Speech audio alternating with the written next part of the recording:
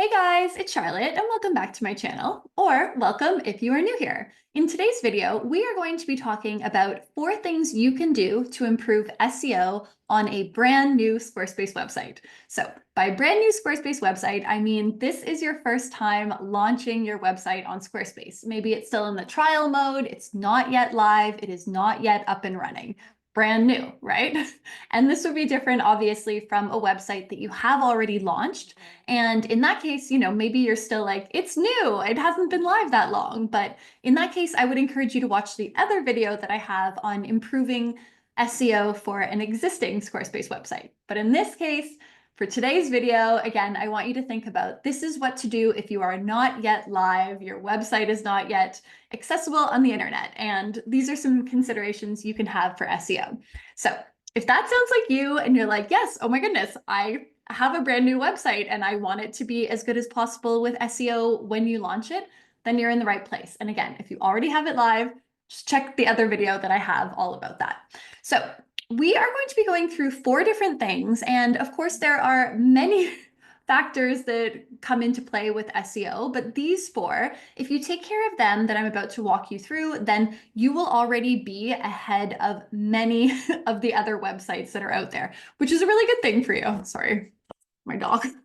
But yeah, so we're going to go through those today. So if it sounds like what you want, then let's get into it. So I'm going to share my screen here. No time like the present to get started. And before we begin, I want to let you know that I have this free Squarespace SEO checklist, and I'm going to link to it down below. And this is perfect for you.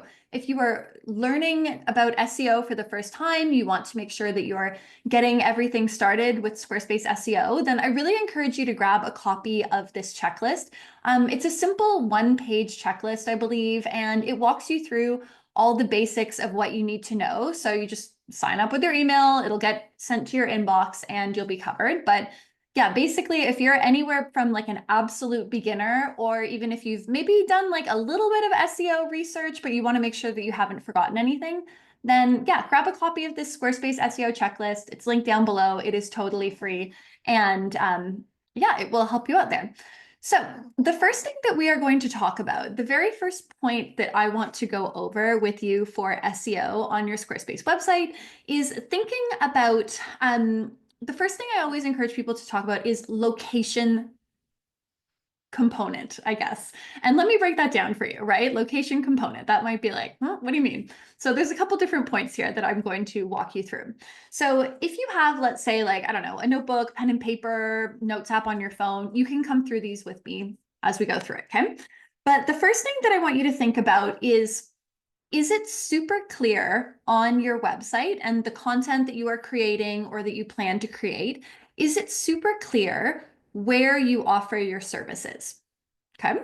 And I want you to think about that. Like, if you offer your services, is it in fact something that's done in person? Or do you serve a specific geographic area, right? So in person, maybe it's like, oh, I have a storefront, here's the address, right?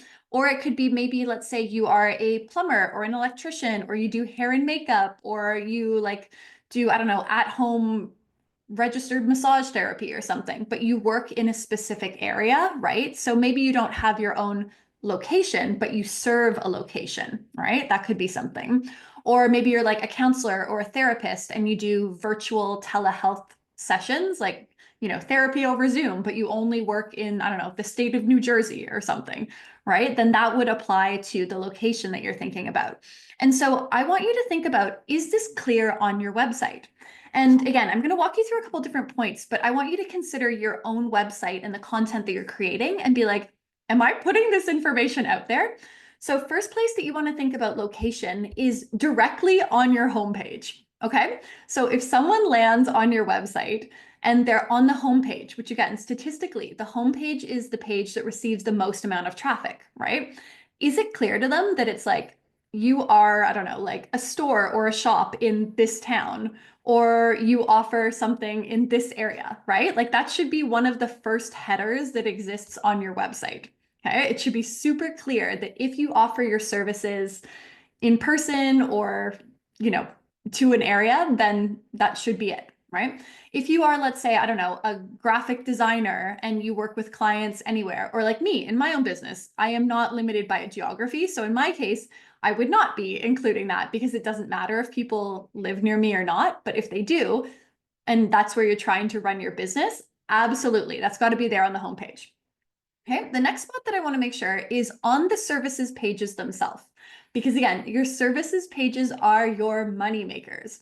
And you want to make sure there too that like these pages are as full as they can be. And I've got other videos that talk about that. So, we can talk more about services pages later. But on the services page themselves, again, are you repeating that location information, where you are, like the specific address, the town, the nearby areas or something that you serve? All those, is that there on the services pages? Okay. Another spot you want to think about location is on the footer of your website. So down at the very bottom, you have a footer, and that is a site-wide feature.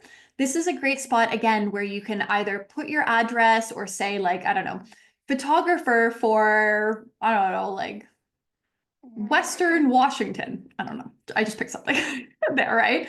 But this is a great way, or, in the like Great Lakes region or, something like that. So thinking about putting that information on the footer, because again, the text that appears in the footer will show up on all the different pages of your website. So that can be helpful for location.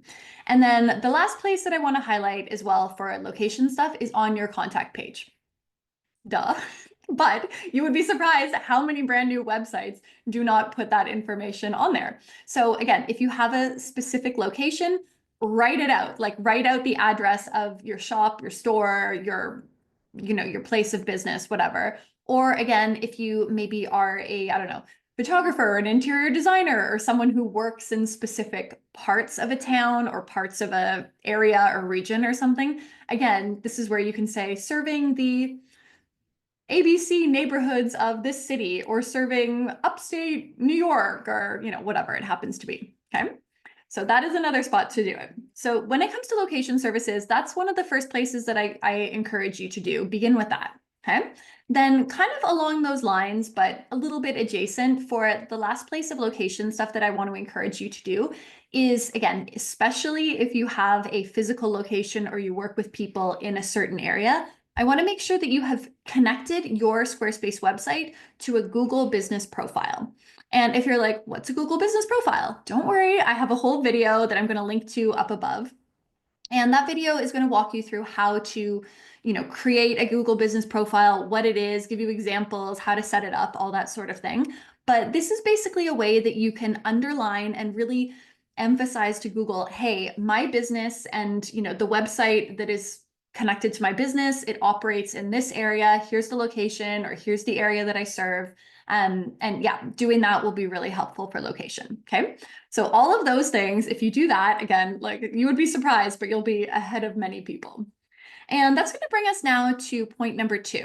Okay. And point number 2 of your website. This is, again, for a brand new website that has not yet been created and put live to the world yet, is I want you to think about your homepage and making sure that your homepage is really a landing pad for your business and gives a really good summary. So I'm going to share my screen again here, and I'll give you a couple of examples on my own homepage so that you can see some points that I think are worth, highlighting. So again, I have a services-based business. Yours might be different, but these are just some things that I want you to think about as I kind of walk you through some of the elements that I have on my homepage, okay? So what I'm thinking about when I design my homepage and when I have built out the content of my homepage is, again, I'm thinking, is my homepage telling a person, a potential client or customer, but also Google, who's trying to learn about my business to put it in front of the appropriate potential client or customer, is the content on my homepage giving them the information they need to be relevant and useful to them? So if you look at the content here, I start off with like the very first bits of text is I have like my name and what I do, right? These are literally like an H1 and an H2. And I'm trying to, tell them exactly like, here's who I am and what I do. So especially if you have a services-based business, this could be something that you can copy. But if you offer, let's say like products or something, e-commerce, you can still do something similar, right? And then I kind of go down into an about section that links out to my about page. Then here I'm talking about a lot of their like pain points, their stuck things, issues that they have. My solution is like, hey, look, like if you've had that issue, like let's work together. And then here, this is where it starts getting kind of helpful, is now I'm going into the part where I'm highlighting the offerings that I have, right? So again, I'm trying to be like, if someone's landing on my homepage, they've got a little bit of context. Now let me show them how they can work with me. So I begin with like, here's service number one, right? A little bit of information about it and a button that links to a whole brand new page about service number one. Then scrolling down, here's kind of like service number two or offering number two, right? Again, a bit of information about this service, a button that links out to it. Then I'm going into some of the sections about my digital products. So these are the digital products that people often want to buy from me. And again, I have a few, but I've highlighted some of the, the best sellers for me because this is stuff that people often want. And, I've got my like how to do SEO for services pages, for product pages, my images guide to SEO, but it links to all the other ones, right? And then coming down here, read the blog. A lot of people like to read my blog or like the YouTube videos that are linked in it. That's really good too. And then finally, I guess you could say like the call to action is my SEO checklist, right? That's a way that they can opt in and join my email list. Love that for them. So really what I'm doing again, what I want to emphasize is here on the homepage, I'm really saying like, learn about my brand, my business, how you can work with me, the main hit points or things you need to know. And not only will that be really helpful for a potential client or customer, but also for Google, right? And Google is what's really going to give you that like SEO benefit. Sorry, Doc's really snoring, but the show goes on here. Okay. So that's something I want you to think about for yours. Obviously, your homepage might look different. I mean, I'd be shocked if it looks the same as mine, but your homepage will be different. But think about some of these same elements. And again, if you need a bit more help, reach out to me. I'm here for you. Okay. Then that's bringing us to the third point that I want you to think about now for a brand new website is I want you to think about the way you are presenting your services. Okay, so your services or your product pages, but I'm going to focus mostly on services because I think most of the people who I work with tend to have services-based businesses. But one thing that you're going to want to think about is how are you presenting your services? Is everything all on one page, or do you have separate pages for each service? So again, I do have a product that like dives into that in a bit more detail. I think you saw it on the homepage in a second, but let me just walk you through one way that I do that really well here on my website. So in this case, again, like on my work with me, or AKA like the services page that's in my main navigation, the way I have it set up is there's like a header, a bit of text that intros it. And then I'm kind of like, okay, here's service number one, right? A bit of information about service one, but then you'll see here that if someone clicks it, this is going to take them to a brand new page, right? Like this is a separate page only for this one service. And on this service, this is where like all the details about like everything you need to know about this service is on this particular page, right? And the reason why I'm doing this is because now this new services page, it has all the information. I'm not being like, I'm cramming a little bit of information from one service, a little bit from another, like blah, blah, blah. No, it's like everything I need to know about this one service is here on this page. And you'll notice that it's like a pretty long page as well. Like I've got all the information someone would need in order to make a purchasing decision, but also too, Google, from an SEO point of view, Google is going to see this page and be like, oh my God, look at how much good information is. It's giving everything to someone who's making this type of online search. And this page actually does really well for me in Google. Like if I look at my analytics, a lot of people are coming to this page independently. Like, so when they do an online search, they come to this page specifically, which is great for me. It shows me that like this process works really well. And yeah, so having, again, like all the information on one page is great. And then, there's like the call to action at the end, like whatever it happens to be. And so this is a really good way to do it.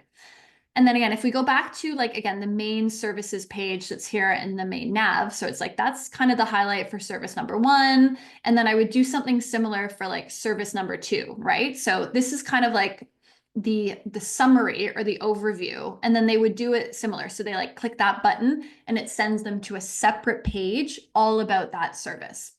So this is one way to do it, by having kind of, like this is a good from a user experience point of view to do it this way, where you're kind of like, oh, here's the menu on this one page. Here are your options.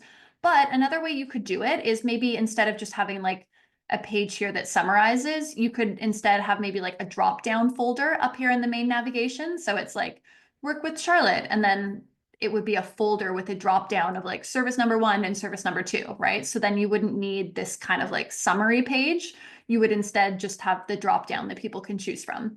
Either way, it doesn't matter. But one thing that you want to avoid is, again, trying to put all the information of both or multiple services just on one page. Because again, from an SEO point of view, it is way better to have them on separate pages. Okay. And so that's the third point. And again, if you need more help with it, you can, I think I've got it here on the homepage linked to it, but I've got, this like, there's a whole video training that I have specifically about how to do proper SEO on services pages, or just get in touch with me and I'll help you out with this. That's totally fine too. But now let's talk about the fourth point that I want you to think about for a brand new Squarespace website, okay? And look at that up here in the main navigation. That is going to bring us to the blog section, okay?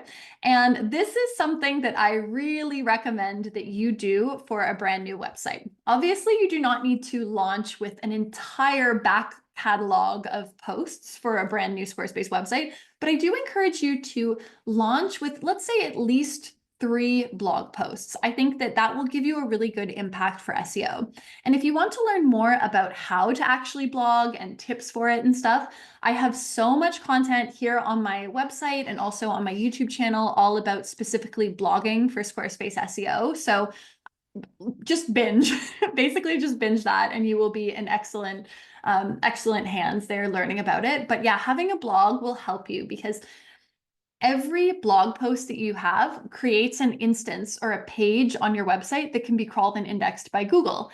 And the more content that you have when you launch, again, it's just going to be better for giving Google like a fuller sitemap and more links of back to your services page or back to your products, or different ways to connect with potential people depending on like the searches they're doing, all that sort of thing. So having a blog is going to be massive. And again, I don't expect you to launch a brand new Squarespace website with like,